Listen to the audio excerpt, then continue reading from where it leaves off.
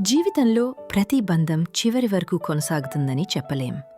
కొన్నిసార్లు అనుకోని కారణాలు, ఇబ్బందులు, బాధల వల్ల బంధాలు మధ్యలోనే తెగిపోతుంటాయి.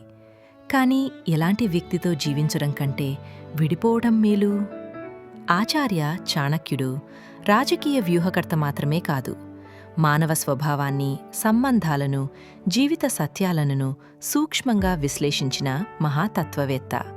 ఆయన నీతి సూత్రాలు ఇప్పటికీ ఆచరణనీయం. చాణక్య నీతి ప్రకారం ప్రతి బంధం చివరి వరకు నిలబడాలని లేదు. కొన్నిసార్లు మన జీవితం ప్రశాంతంగా, సార్థకంగా సాగాలంటే కొన్ని బంధాలను వదిలేయడం తప్పనిసరి.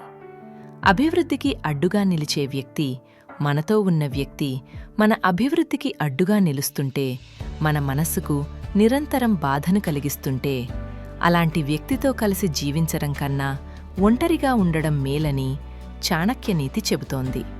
ఎందుకంటే చెడు సహవాసం మన శక్తిని క్రమంగా హరిస్తుంది. నీతి, ఆత్మగౌరవం, మానసిక శాంతిని కోల్పోయేలా చేస్తుంది. ఒక వ్యక్తి మనపై అసూయతో ఉన్నా, మన విజయాన్ని సహించలేకపోతున్నా, అలాంటి వారికి దూరంగా ఉండడమే మంచిదని చాణక్యనీతి చెబుతోంది. చెడు సహవాసం చేస్తే సాధారణంగా మనతో ఎక్కువగా ఉండేవారి లక్షణాలు మనకు వస్తాయి. అబద్ధాలు చెప్పేవారితో ఉంటే మనలో నిజాయితీ తగ్గుతుంది. అలసత్వం కలిగిన వారితో ఉంటే మనలో కృషి తగ్గుతుంది. నెగటివ్ ఆలోచనలు కలిగిన వారితో ఉంటే మన మనస్సు కూడా నెమ్మదిగా నిరుత్సాహానికి లోనవుతుంది.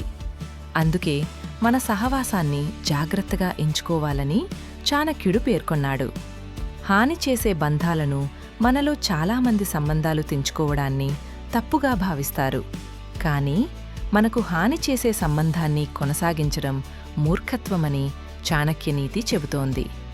ఒక వ్యక్తి మన జీవితంలో ఉండటం వల్ల మనకు బాధ మాత్రమే మిగులుతుంటే ఆ బంధం విలువ కోల్పోయినట్లే.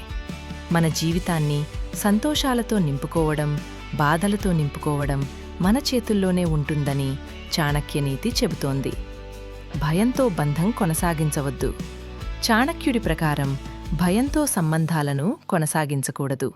ఇతరులు ఏమనుకుంటారో అనే ఆలోచనలు మన నిర్ణయాలను బలహీనపరుస్తాయి. కానీ ధైర్యంగా, వివేకంతో ఆలోచించి తీసుకునే నిర్ణయాలే మన భవిష్యత్తును కాపాడుతాయని చాణక్యుడు చెబుతాడు. ఈ వీడియో మీకు నచ్చితే లైక్ చేయండి, షేర్ చేయండి. ఇలాంటి మరిన్ని వీడియోల కోసం CV Creative Media YouTube channel subscribe చేసుకోండి. ధన్యవాదములు. మీ వెంకట్ చీకిరాల.